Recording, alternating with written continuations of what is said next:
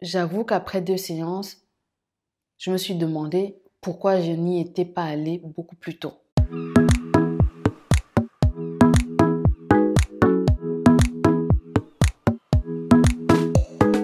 Hello, bonjour, j'espère que vous allez bien. Je m'appelle Céline, je suis éditrice du blog célinemademoiselle.com. Je suis également auteure de l'ouvrage Des mots pour un bien.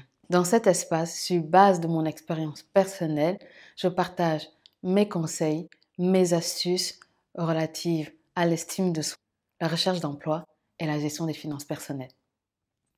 Si vous me suivez sur les réseaux sociaux, notamment Instagram et Facebook, il y a quelques années, j'ai rédigé un article dans lequel je disais que je ne retournerai jamais chez le psy. Pourquoi? Parce que j'avais eu 2 expériences malheureuses. La première, suite à un burn-out, mon médecin généraliste m'avait recommandé un coach de vie. Pas un psychologue, mais un coach de vie. Un coach de vie qui travaillait dans un hôpital. Malheureusement, ça ne s'était pas très bien déroulé. Pourquoi? Parce que lorsque j'arrivais en consultation, déjà, le coach en question me recevait avec 10 voire 15 minutes de retard et le rendez-vous était censé durer 1 heure. Il s'arrangeait à ce que le rendez-vous se termine 10 voire 15 minutes avant la fin de l'heure. Et pendant notre séance, je le voyais avec les yeux rivés sur son téléphone portable en train de regarder l'heure qui s'écoulait. Donc en fait, il ne m'écoutait pas vraiment. Du moins, il m'écoutait d'une oreille. J'avoue que les conditions dans lesquelles l'entretien, du moins le rendez-vous s'est déroulé, n'étaient vraiment pas propices à ce que je m'ouvre. En théorie, lorsqu'on va voir un psychologue ou du moins quelqu'un qui est censé vous aider à aller mieux mentalement, vous devez être dans un cadre qui vous incite à vous ouvrir, qui vous incite à vous livrer. Mais là, on était dans un bureau de consultation classique, la lumière blafarde. Il était assis derrière son bureau, moi j'étais assise en face de lui.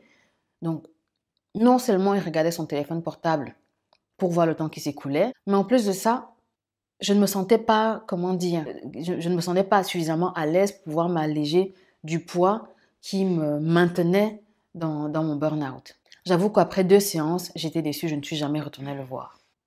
Par la suite, j'ai rencontré un autre psychologue, je ne sais plus qui me l'avait recommandé. Toujours est-il que lors de nos séances, il ne prenait pas de notes, il m'écoutait, il n'avait pas de carnet de notes. Il n'avait pas d'ordinateur portable sur lequel prendre les notes non plus. Il n'avait pas une espèce de magnétophone pour enregistrer ce que je lui confiais. Donc, du coup, je me demandais, comment faisait-il? S'il voyait 5 patients dans la journée, comment faisait-il pour se rappeler de qui lui avait dit quoi? Comment faisait-il pour, lors des séances suivantes, se rappeler de ce que je lui avais dit? Bref, j'étais un peu sceptique. J'étais tellement sceptique qu'un jour, je lui ai posé la question de savoir, mais dites-moi, comment faites-vous, étant donné que vous ne prenez pas de notes, comment faites-vous pour vous souvenir les séances suivantes de ce que moi je vous dis? Alors, il m'explique qu'il a une très bonne mémoire et que généralement, il fait un debriefing avec d'autres thérapeutes et c'est comme ça qu'il se rappelle de ce que je lui dis et c'est comme ça qu'il se souvient de mon cas. Bref, j'étais pas très convaincue, donc j'ai arrêté de le voir. Suite à cet article, j'ai eu beaucoup de réactions, j'ai eu beaucoup de commentaires sur mon blog et également sur Facebook. J'ai même d'ailleurs été contactée par une psychologue d'origine camerounaise qui habite actuellement au Canada.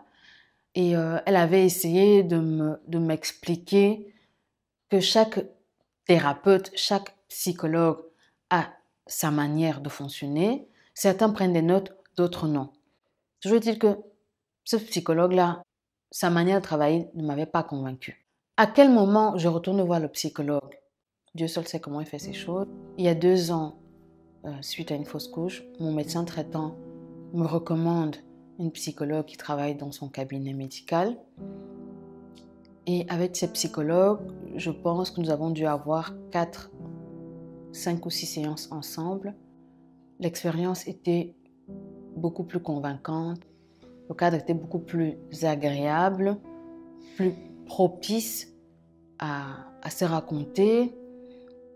Elle n'avait pas de carnet de notes, mais elle avait un iPad sur lequel elle notait tout ce que je lui disais.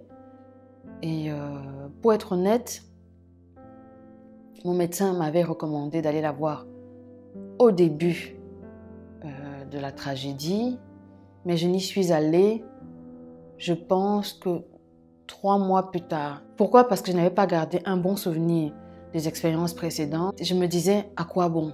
À quoi bon y aller de nouveau? Toujours est-il qu'avec cette dame, cette psychologue, ça s'est mieux passé. Les conditions étaient beaucoup plus propices à ce que je me livre, à ce que je me raconte. Elle était vraiment à l'écoute. Elle posait les bonnes questions. Elle n'avait pas un carnet de notes, mais elle avait un iPad sur lequel elle notait tout ce que je lui disais. J'avoue qu'après 2 séances, je me suis demandé pourquoi je n'y étais pas allée beaucoup plus tôt. Et j'ai retenu une chose, c'est la suivante, c'est que même si dans notre culture africaine, aller voir un psychologue, c'est totalement tabou, j'ai des amis, j'ai des lectrices qui m'ont confié certaines sont suivies, d'autres ont été suivies. La conclusion était unanime. C'est important d'y aller. Pourquoi? Parce que on n'est pas toujours très à l'aise de se confier à une amie, à une sœur, à une cousine, à sa mère ou à son père.